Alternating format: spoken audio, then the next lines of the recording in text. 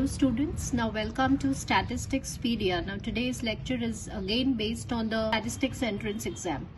Now consider the first question, that if x is a standard normal variate such that this is given to you, then the value for this will be what? So सबसे पहले हमें क्या पता होना चाहिए कि x अगर एक स्टैंडर्ड नॉर्मल वेरिएट है तो नॉर्मल डिस्ट्रीब्यूशन के बारे में हमें क्या पता है कि ये एक सिमेट्रिकल डिस्ट्रीब्यूशन होता है. We all know that. Now what do you mean by symmetrical distribution? Symmetrical distribution मतलब frequencies जो है वो evenly spread होती हैं. अब यहाँ पे उसी सिमेट्रिकल प्रॉपर्टी को यूज करते हुए हमें इस प्रोबेबिलिटी को इवेल्युएट करना है. तो first of all let's understand this, तभी हम इस क्वेश्चन को इजीली सॉल्व कर पाएंगे. देखिए, अब सिमेट्रिकल क्या होता है कि सपोज अगर if I need to find the area for this, so symmetrical property मतलब आपको यहाँ से यहाँ तक का एरिया फाइंड करना है फ्रॉम -1 to 0. तो ये एरिया जो है ना फ्रॉम 0 to 1 ये इक्वल होगा. This is the meaning of symmetrical, right. Suppose अगर आपको फाइंड करना है फ्रॉम -2 to 0, मतलब आपको नेगेटिव एंड वाला ये वाला एरिया फाइंड करना है -2 to 0. So by the symmetrical property this will be equal from 0 to 2.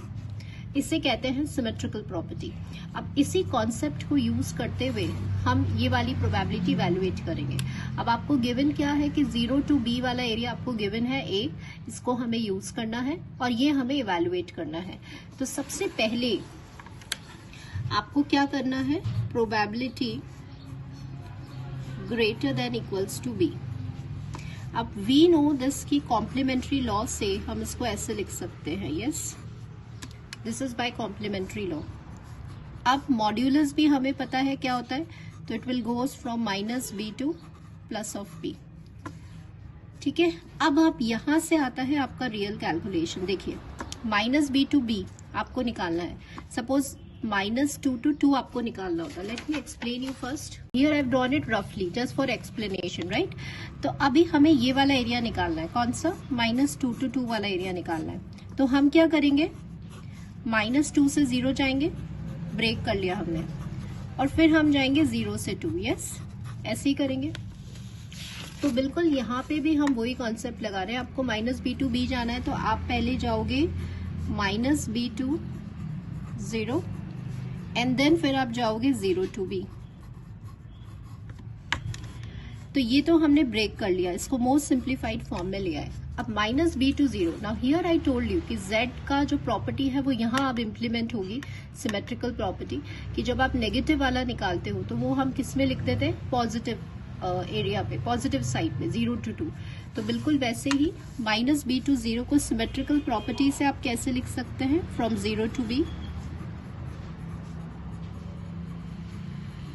अब ये हो गया आपका twice.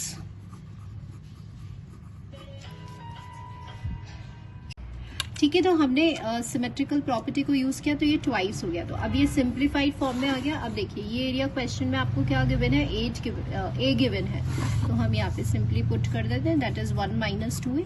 So answer for this question will B C. सो यहाँ पे ये जो क्वेश्चंस होते हैं ना स्टूडेंट्स, इसमें हमें सिंपली प्रॉपर्टीज को यूज करना है. ये देखने में ऐसा लग रहा है बट अभी हमने यहाँ पे कुछ नहीं किया, simple symmetrical property of normal distribution को यूज किया है और फिर हमने इसको बेसिक कैलकुलेशन से सॉल्व किया है. Moving on to the next question. Correlation coefficient r is equals to 0, then the lines of y on x and x on y be this. तो अभी ये कोरिलेशन कोएफिशिएंट का क्वेश्चन है और यहाँ पे हमें लाइंस डिटरमाइन करनी है. तो सबसे पहले हम यहाँ पे क्या करेंगे, व्हाट वी नो कि आपको कोरिलेशन कोएफिशिएंट क्या होता है, ज्योमेट्रिक मीन होता है bxy और byx का, ये हमें पता है. ठीक है. अब यहाँ पे r आपको क्या दिया हुआ है, और we can write it in this manner also. अब यहाँ पे r क्या है आपका, 0 है. ठीक है. अब आपको लाइंस निकालनी है. अगर r 0 है तो इसका मतलब देन वी कैन से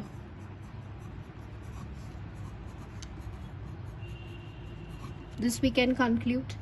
अब हमें यहाँ पे जो लाइंस है, आपको पता है कि जो रिग्रेशन लाइन है, सपोज हम यहाँ पे लिखते हैं regression line of y on x, regression equation, sorry, regression equation क्या होती है, y - y bar equals to slope x - x bar. ये लाइन इक्वेशन होती है. अब बी वाई एक्स आपका 0 है, अगर बी वाई एक्स 0 है तो y माइनस वाई बार क्या हुआ, 0 हुआ. And what we conclude that y is equals to Y bar. Similarly अगर बी एक्स वाई 0 होगा तो उससे हम x is equals to X bar हो जाएगा. So answer for this question will be this. Now one thing I want to tell you that ये equation अभी आपको पता होगी कि हमने कैसे लिखी है. ये नॉर्मल इक्वेशन है स्ट्रेट लाइन की जो इस पॉइंट से पास हो रहा है. हमने ये पॉइंट क्यों लिया है, क्योंकि जो दोनों ही रिग्रेशन लाइंस है वो कोइंसाइड करती है, इंटरसेक्ट कर रही है मीन वैल्यूज पे, इसलिए हमने ये पॉइंट लिया है. ठीक है, तो ये स्ट्रेट लाइन की इक्वेशन होती है. और so now students consider the next question. If x1 and x2 be the independent, तो यहाँ पे जो रैंडम वेरिएबल्स का नेचर है वो कैसा है, इंडिपेंडेंट है. With respective mgfs x1 mx1 and mx2, आपको दो mgf दिए हुए हैं और आपको ये वैल्यू निकालनी है. तो सबसे पहले तो आपको क्या रिकॉग्नाइज करना है कि ये जो डिस्ट्रीब्यूशन है इसका नेचर कैसा होगा, that we have to recognise. तो आप देख रहे हैं कि व्हाट वी नो कि अगर x जो है वो बाइनोमियल डिस्ट्रीब्यूशन को फॉलो करता है तो उसका जो mgf है वो क्या होता है, q plus p e t की पावर n, ये इसका mgf होता है. तो once we will compare this and this, तो आप देख रहे हैं कि यहाँ पर सो हियर x1 किसको फॉलो कर रहा है, बाइनोमियल को. विद व्हाट पैरामीटर, देखिए n तो यहाँ पर 3 आ रहा है आपका, तो n तो 3 हो गया और p एंड q दोनों हाफ हाफ हैं, तो ये हो जाएगा हाफ. तो आपको इस टाइप के क्वेश्चंस को सॉल्व करने के लिए जो mgfs हैं और जो उनके बेसिक कैरेक्टरिस्टिक्स हैं वो हमें याद होने चाहिए. नेक्स्ट आइए, तो ये आपने x1 देखा, इट फॉलोज बाइनोमियल डिस्ट्रीब्यूशन. अब जब हम x2 देख रहे हैं तो अब हमें क्या पता है कि x अगर पॉइसन को फॉलो करता है तो उसका mgf क्या होता है, उसका mgf होता है e lambda e to the power t minus 1. तो once we will compare this and this, तो लैम्डा क्या हो जाएगा, 2 हो जाएगा. तो अब हमें x2 भी पता चल गया कि ये पॉइसन डिस्ट्रीब्यूशन को फॉलो कर रहा है और इसका पैरामीटर क्या हो गया, 2 हो गया. अच्छा, एक चीज और हमें ध्यान रखना है, ये जो बाइनोमियल डिस्ट्रीब्यूशन है इसे बोलते हैं बाई पैरामीट्रिक. वाई, बिकॉज इसके 2 पैरामीटर्स है. और जो पॉइसन डिस्ट्रीब्यूशन है इसको हम बोलते हैं यूनी पैरामीट्रिक. वाई, बिकॉज इसका एक पैरामीटर है. सबसे पहले हमने क्या किया, आइडेंटिफाई किया कि दोनों के जो डिस्ट्रीब्यूशन है वो क्या है, x1 का बाइनोमियल है, x2 का भी पॉइसन है. प्लस हमने देखा कि दोनों रैंडम वेरिएबल्स का जो नेचर है वो कैसा है, इंडिपेंडेंट है. अब हमें क्या फाइंड आउट करना है, we need to find the value for this expression. तो देखिए अब हम कैसे करेंगे.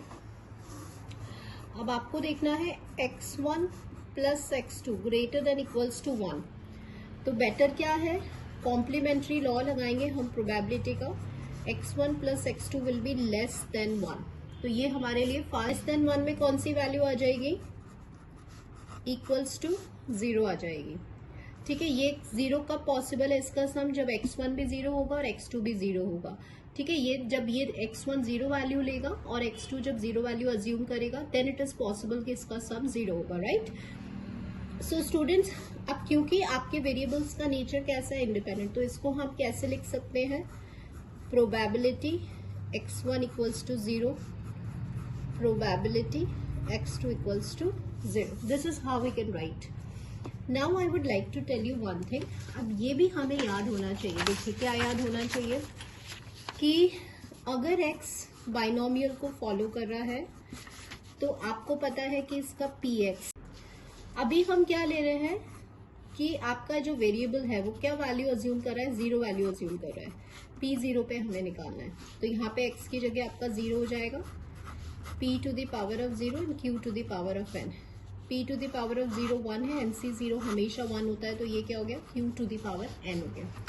तो व्हेनेवर, अब ये भी आपको डायरेक्टली याद रखना है, क्या we can write q to the power of n.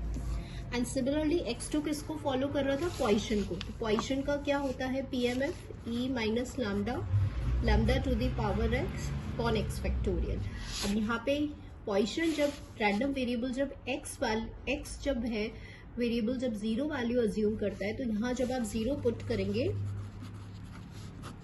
तो ये ऐसे आएगा, 0 फैक्टोरियल 1 होता है, ये भी 1 होता है, तो इसका आंसर हो गया e माइनस लैम्डा। तो ये भी अब आपको याद होना चाहिए, because since you are preparing for your objective statistics and for your entrance exam, so in order to solve it quickly, these are the some of the formulas which we should know in order. हमारा half था और ये 3 था, lambda 2 था, तो ये in all आपका जो आंसर आया वो आया ये। So what we can do, so from the options answer for this question will be this is how we can solve. so ये जो question है ये आपका CU सेट का है, NTA का एग्जाम में आया हुआ है, प्रीवियस ईयर क्वेश्चन का। so इस टाइप के क्वेश्चंस आते हैं, but my advice to you all is कि क्वेश्चन का लेवल बहुत इजी होता है, but what you have to keep it in mind is it is all conceptual, basic और the base should be clear. इसमें ये जो कैरेक्टरिस्टिक प्रॉपर्टीज हैं ये हमें याद होनी चाहिए, जैसे कि अभी हमने यहाँ पे इसको इम्प्लीमेंट किया, ये हमें याद होना चाहिए, ठीक है। So in the next upcoming video we will solve more and more questions related to inference and probability distribution. So hope कि today's video will be helpful for you. So thank you students for watching the video.